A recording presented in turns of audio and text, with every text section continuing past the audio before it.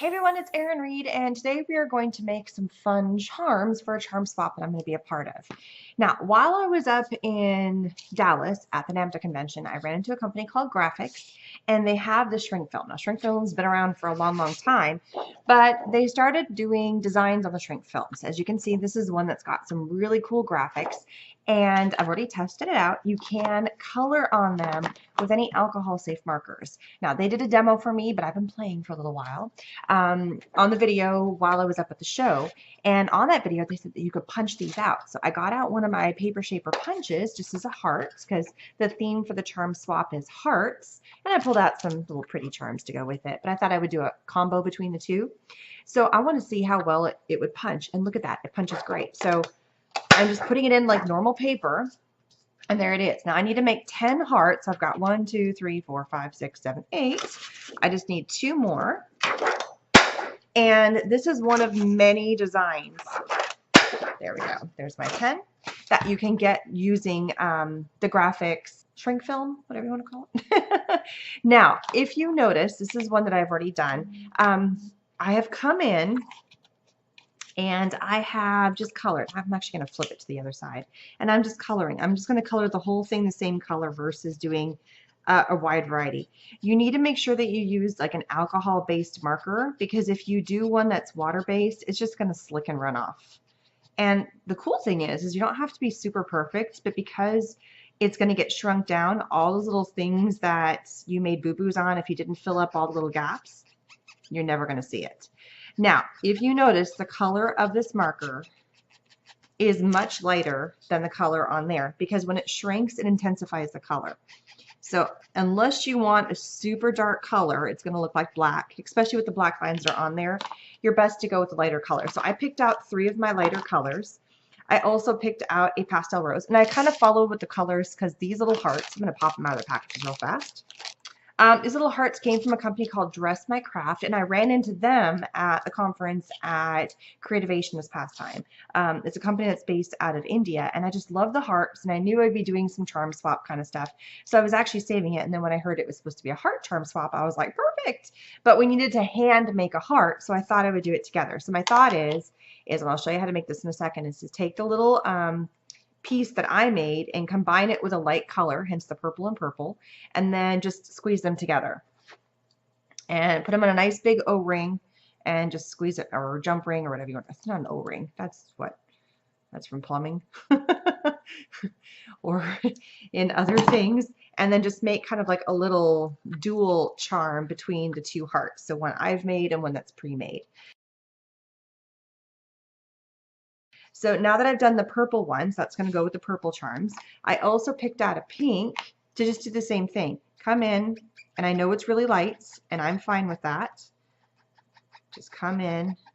And I don't want to color over the black, because I did notice that it was kind of, the alcohol was reactivating the black lines on here. So you don't just want to come in and marker over the whole thing, or you're going to ruin the design that is pre-built on there. But I just love the look of the black lines, and versus just doing white and coloring it, it gives it something kind of fun and just a little bit more going on when you shrink it down. And then because I didn't want to leave it just white, I did want to color it. I picked a really pretty pale yellow, so I'm just going to come in with this pale yellow. And I've not tried what these 2 colors are going to do, with the yellow and the pink. When they shrink down, I have no idea how bright those colors are going to be, so we're going to find out. So I'm going to color the rest of these, and then we'll show you how to shrink them. All right, so there we go. Now, I did find when I was practicing a few times that you want to do them one at a time. You kind of need to have something to kind of help hold this down so it doesn't fly all over the place. And then you do need a little piece of cardboard, or I've found cardboard's easy. And you can use your heat gun, which is super cool. You can put this in the oven. I don't know how long or anything like that. I don't have any of the instructions, but I wouldn't put it in my oven anyway, because this is just super easy to do it right here at my craft desk. So all I'm going to do is I'm going to hold down so it doesn't fly away on me, because this is quite light. Shift everything else out of the way. I'm going to need my cardboard here in a second, and just kind of put my my piercer, just my holder. It could be a pencil, it could be whatever, just kind of in the center, and then start heating it.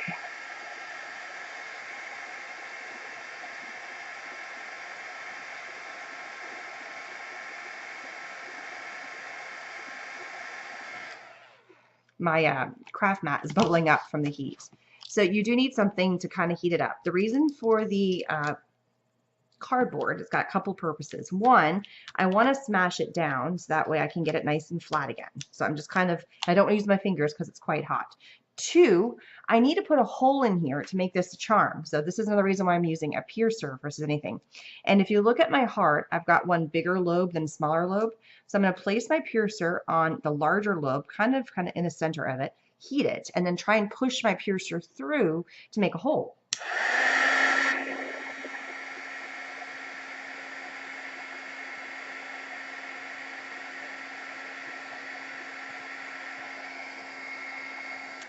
So this is the second reason for having the cardboard, is if I just push on here, I can't get all the way through. I want to be able to pierce all the way through my heart, so I'm actually going into my cardboard. So that way the little piece right here can puncture through. And then I just pop this little guy off. I'm going to flatten it again with my cardboard, and my little charm is done. Look how easy that is. If you wanted to, you could color the other side, but I'm going to leave the other side white. You could also try and do some of the edges. The edges would be kind of hard. I just realized that this is one of those things that I have lots of little bitty pieces of, and it's been sitting in this package since I originally got it, and it's driving me crazy. And I got this new organization system that's all these little baggies of Velcro that fits into a book that's got pieces of Velcro can fit into, like a felt piece, and it's perfect for this. So I'm going to relocate these while I'm here talking to you guys. So I'm just going to go ahead and pull out some of the bigger jump rings because I think it functions better with the big ones. So back to what I was saying. I asked the question about how much it reduces by, meaning from here to here, and it is an 80% reduction, or it keeps 20% of its size. I mean, I got 1, 2, 3, 4, 5, 6, 7, 8. I feel like I'm gonna count. 9. 9 jump rings for you. I haven't watched Sesame Street in ages. Now with my kids watching everything on YouTube and like Netflix and stuff, we still have regular TV, but we rarely actually turn on the TV to normal TV. Every now and then we'll put on PBS Kids. Just for whatever reason, we're just kind of bored of what's on Netflix, or they've watched everything. Anyway, back to my little charm. So I'm just flipping this through. I figured out that this particular piercer is about the same width as my jump ring, so it fits perfectly as a little charm. I got some ink on my finger. That's why my fingers are all funny. And then I'm just combining it with the other charm here. Super simple. I should have shown you guys the other color, but that's what we're going to get to next.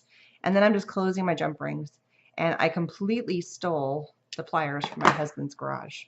I refuse to buy pliers when we have like 40 of them in the garage for all the woodworking and stuff that my husband does in there.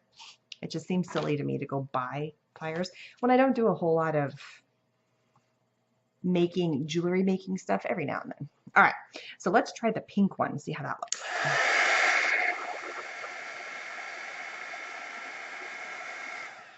See, this is why I need my little beard thing. Now it's starting to flip around, so I might have to finagle it a little bit.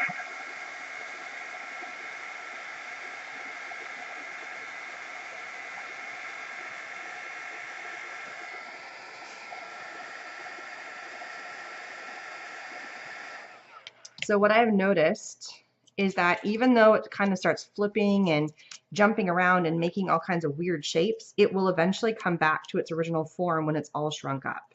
So as long as you keep the heat on there, it will twist and contort and even bend backwards and look like it's doing all kinds of flips and flops, but it will come back and be flat. And I'm just flattening it to make sure it stays flat. I was really worried at first when I did the first one. I was like, oh no, it's folding up on itself. Just keep going with it. Keep shooting it. So that's pretty cool about the colors. Look at the change. It turned more to like a cherry versus a light pink. I think that's kind of fun. All right. And then all I'm doing is I'm taking the jump ring here, popping it on. Uh-oh, did I not push that one? I might have to reheat this. So this is partly why I want it. Yeah, I didn't get it far enough. I don't think I punctured all the way through. So super easy. Even though it's cooled off to the point where I can touch it, I'm just going to reheat it.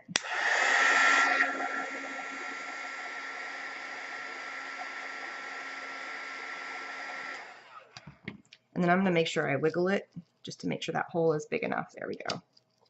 So even though it's been set and it's been cooled like these ones, you still can kind of reheat them. So I'm going to pop this off, See, this is why I have the cardboard. Serves quite a lot of purposes on this. All right, let's see if my little ring works now. Haha, see, perfect. And then this time I'm gonna add the pink one. Come in. Now you're probably wondering why I grabbed the extra matte.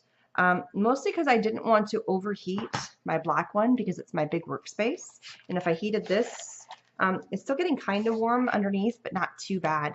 I wanted most of the heat to hit this. I didn't want to delaminate my big one. I don't think it would, but just being safe.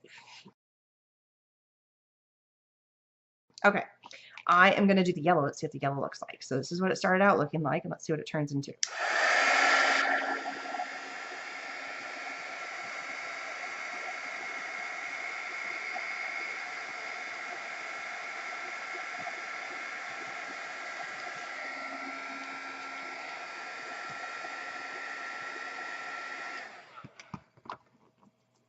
I'm getting better at snagging them and poking them all in one swoop. Okay, now pop this off while it's still, you can tell that it's still warm because it still wants to move around and kind of be manipulated. There it is. Oh, that's cool. That's pretty cool. I'm going to show you guys what the difference is between all the colors. So that's not bad. It changed a little bit.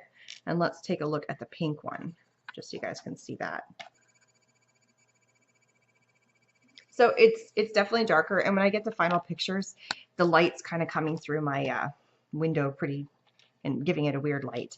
But you know, it works really well, and it's kind of fun. It's really super simple. There was a ton of different designs, and the design I picked was just random. I think it's just a whole bunch of really cool, like there's leaves and just it's doodles. It reminds me a lot of doodles, which I thought it would look really cool when it shrunk down. The purple is getting pretty dark, so it's kind of hard to see the black, but when it hits just perfectly in the light, it looks really fun. And some of the areas I left where I didn't color it in perfectly, and I kind of like those little white spots in there. Something different. Okay, so I'm going to keep on shrinking these down, and I probably didn't make my hole big enough again. Shoot. I keep doing that. I also went backwards on that one, so I think I definitely need to make sure I poke my hole, and I didn't wiggle this one. I didn't turn my piercer and wiggle it around.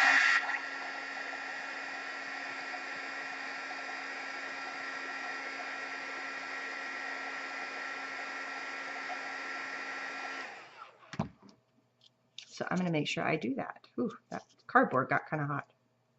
All right.